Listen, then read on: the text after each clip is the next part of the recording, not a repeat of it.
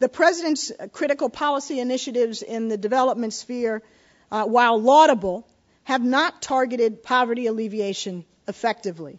The Millennium Challenge account, or Millennium Challenge Corporation, as you know, targets good performers, leaving behind the bulk of the world's weakest and poorest states.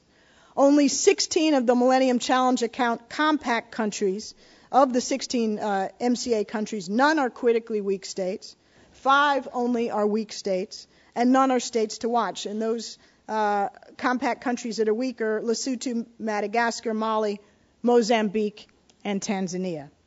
PEPFAR, the President's other signature initiative for HIV/AIDS, is valuable in many respects, but it only provides funding in a single critical area and doesn't attempt the larger challenge of poverty alleviation or even strengthening the social sector in a more comprehensive way.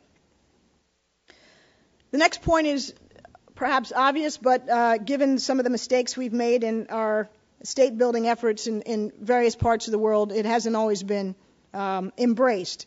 We need to attend to security as an initial priority in critically weak and failed states. And while we need to attend first and foremost to security, we cannot do that in isolation. We need to, the maximum extent possible, in parallel, work on the political, economic, and social drivers of weakness simultaneously. We need next to focus on Africa. This ought to go without saying, given the findings in the map, but it remains a region of the world with the highest concentration of weak and failed states and still relatively low priority on the global spectrum from the perspective of U.S. policy. Next, we need to monitor performance gaps in those states that we've termed states to watch.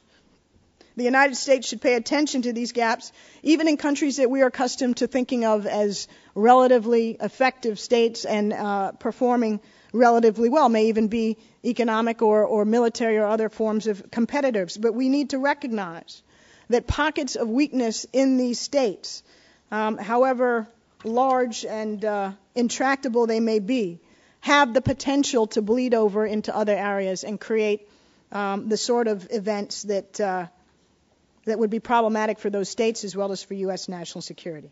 The next point is the importance of investing in multilateral solutions and partnerships. U.S. efforts alone cannot begin to succeed.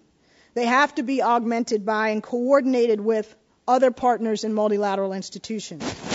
Critically important as well are the policies of the states that we are talking about, the policies of the states in question. And that is what makes this such a hard challenge, because it is obviously the fact that in many cases the policies of the states we're most worried about are counterproductive, to say the least. That is why we need to look to civil society and other creative means of engagement as we refine and deepen our strategies to deal with this class of states. Next, we have to recognize the limits to external interventions. The interconnected security, development, and governance challenges of weak states cannot be addressed through traditional development tools alone. Economic assistance, foreign assistance, is far from sufficient.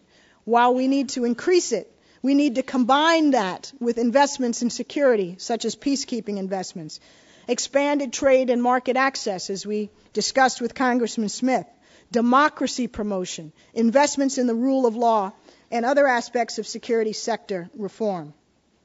Building these capacities in capabilities in other contexts is going to require far greater investments here in the United States in our own U.S. government civilian capabilities for state building. We need to increase and target our assistance, even though that is not the sole important tool, but do it in a fashion that is mindful of the performance gaps in each of these individual states. If you look at the administration's FY 2008 budget request, we have not run this analysis because we published this while before the budget for 2009 came out. But if you look at 2008, the administration allocated $16.7 billion for international assistance. Under half of this was targeted to countries in the bottom 2 quintiles of our index. 80% of the assistance requested was for countries in the bottom 80% was for just 9 countries in the bottom 2 quintiles. That sort of allocation does not reflect a weak state strategy. 3 of those countries were critical countries in the global war on terrorism, those being, of course, Iraq, Afghanistan, and Pakistan. 1 was a critical partner in the war on drugs, Colombia.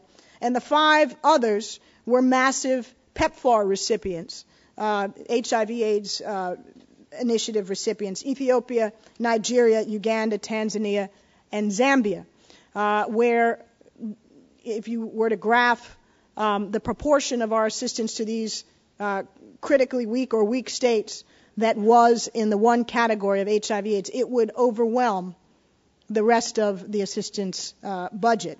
And the remainder would be, in some instances, largely humanitarian or emergency humanitarian assistance.